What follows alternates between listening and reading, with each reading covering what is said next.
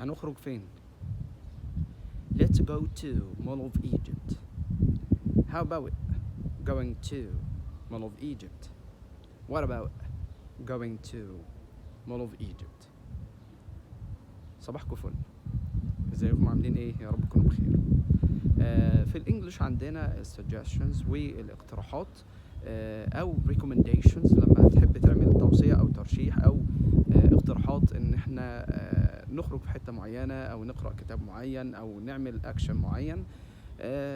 فالاصدقاء او الاخوات او الاقارب عموما لما بيجوا يحبوا يعملوا حاجة مع بعض يحبوا يشاركوا آراء بعض، فبيستخدموا let's plus الانفينيتيف verb. let's بمعنى هيا بنا، يلا بينا نعمل حاجة معينة، ولتس بيجي بعديها الانفينيتيف verb زي ما اقول let's do something، يلا نعمل حاجة معينة. let's play volleyball، يلا بينا نلعب كرة طايرة. let's go to Mall of Egypt، يلا نروح مول مصر.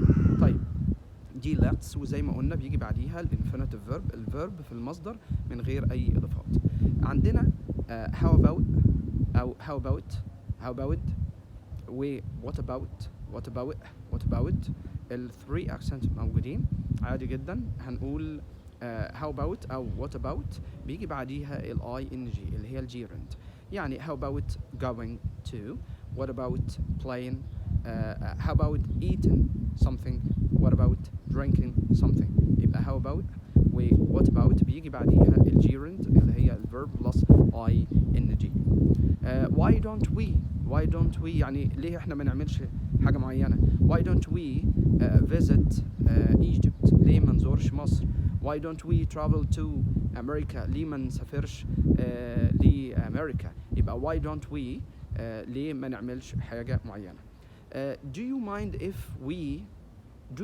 if we هل تمانع في عمل شيء معين، هل عندك مانع ان احنا نعمل حاجة معينة. do you mind